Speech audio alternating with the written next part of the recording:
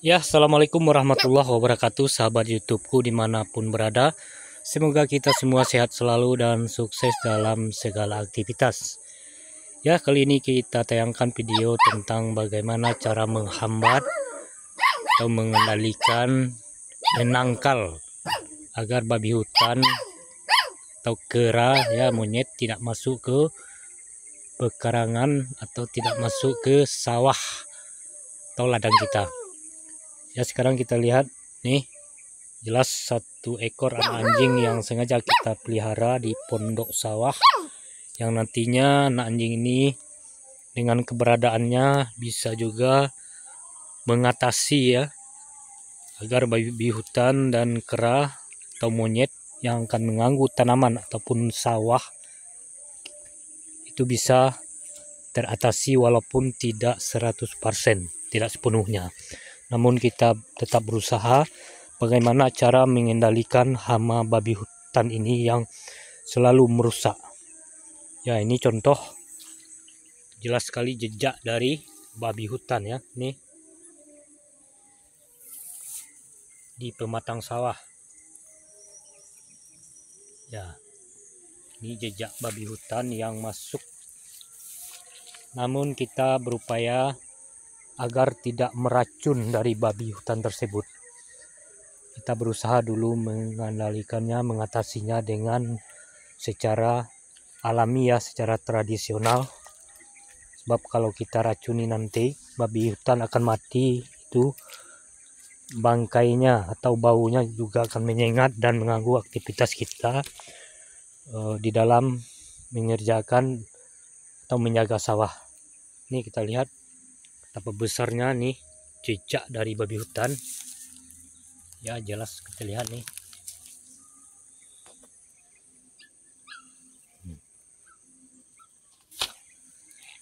Ini jejak dari babi hutan yang masuk ke sawah. Bukan hanya terhadap sawah, tapi juga kita bisa mengupayakan agar babi hutan ini tidak masuk dan mengganggu tanaman seperti pohon kelapa, ya. Kita buat secara alami. Ya, ini juga termasuk jejak dari anak babi hutan. Berarti di sini ada babi hutan yang beranak, ya. Kemarin juga saya sudah pernah melihat 5 ekor babi hutan di sawah ini. 3 anaknya yang masih kecil-kecil dan 2 betina dan jantan. Dia selalu beriringan. Ya, ini seperti pohon kelapa, ya, yang kita usahakan memagarnya dengan atap seng bekas, ya, agar babi hutan tidak bisa masuk. Ya, ini jelas baru kemarin kita tanam ini pohon kelapa. Ya, jelas sekali terlihat. Ya, sengaja kita pagar dengan atap seng karena babi hutan ini sangat takut dengan tajamnya atap seng ini. Pernah kita memagarnya dengan tali tetapi tidak mempan, ya. Pernah kita pagar dengan rempah-rempah lain seperti bawang putih dan segalanya, itu juga tidak mempan. Kemudian ada teman saya menyarankan agar di sekeliling dari pohon kelapa yang baru kita pindahkan ini ditaruh kaca-kaca yang pecah seperti kaca gelas, piring, kaca botol, kaca, ya pokoknya bahan seperti kaca. Tujuannya agar babi hutan ini mulutnya nanti bisa memar, ya, atau mengeluarkan darah, luka oleh kaca-kaca yang ada di sekitar pohon kelapa itu. Tapi kita belum bisa melaksanakan. Kita tetap berupaya agar kita tidak menyiksa dan membunuh terlebih dahulu baik itu babi hutan maupun kera yang mengganggu tanaman kita. Sebenarnya kan mudah dan sangat mudah. Jika saya mau meracunnya, semua akan musnah. Berapapun banyaknya babi hutan nanti akan musnah. Begitu juga kera, itu juga bisa diracun, tapi kita belum mau dan tidak mau sama sekali. Kita tetap berusaha untuk mengendalikan atau menghambat dari serangan musuh seperti babi hutan, kera, monyet, dan lainnya itu dengan cara alami dan tradisional. Ya, ini kita lihat lagi sebagai percontohan. Ini sudah sering juga kita lakukan, kita buat seperti ini di tempat-tempat yang lain di hutan. Alhamdulillah semua aman dan tidak mau babi hutan masuk ke tanaman dan mengali pohon kelapa ini. Sebab kalau tidak kita pagar, ini kan masih kecil. Walaupun pohon kelapanya sudah berbatang nanti, mungkin sekitar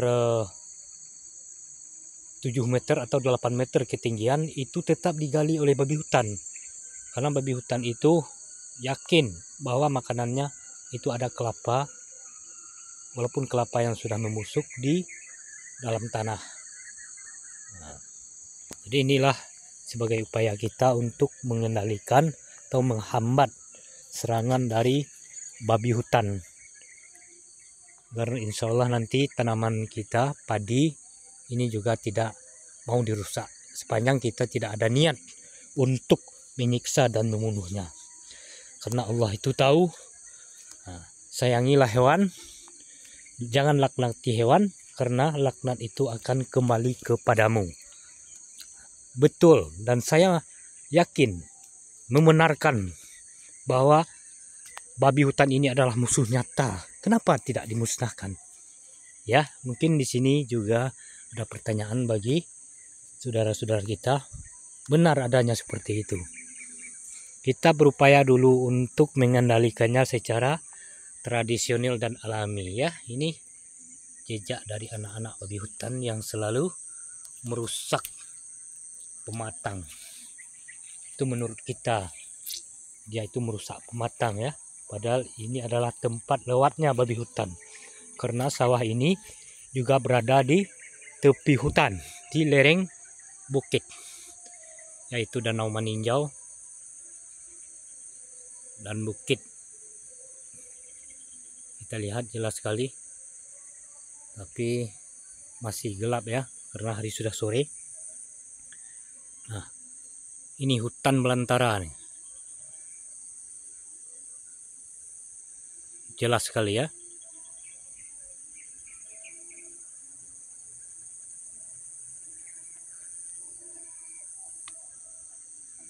Nah, itu anak anjing tadi secara tidak langsung, walaupun dia mencari makan binatang-binatang kecil, ya, seperti keong mas yang ada di sawah, itu dimakan oleh anak anjing.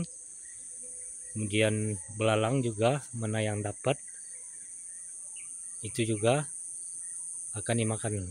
Nah, kita lihat anak anjing itu makan, ya, walaupun dari jauh. Jadi secara tidak langsung tikus-tikus ketakutan nih dengan adanya bau anjing, apalagi sempat melihat anjing yang berjalan di dekatnya ataupun dari jauh.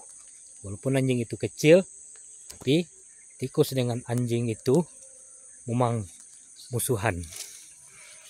Jadi untuk tikus, alhamdulillah semenjak kita ada anjing, itu bisa diatasi walaupun tidak sepenuhnya. Ya, kemudian terus kita berjalan menuju sawah yang sudah kita tanam itu seminggu yang lalu, ya.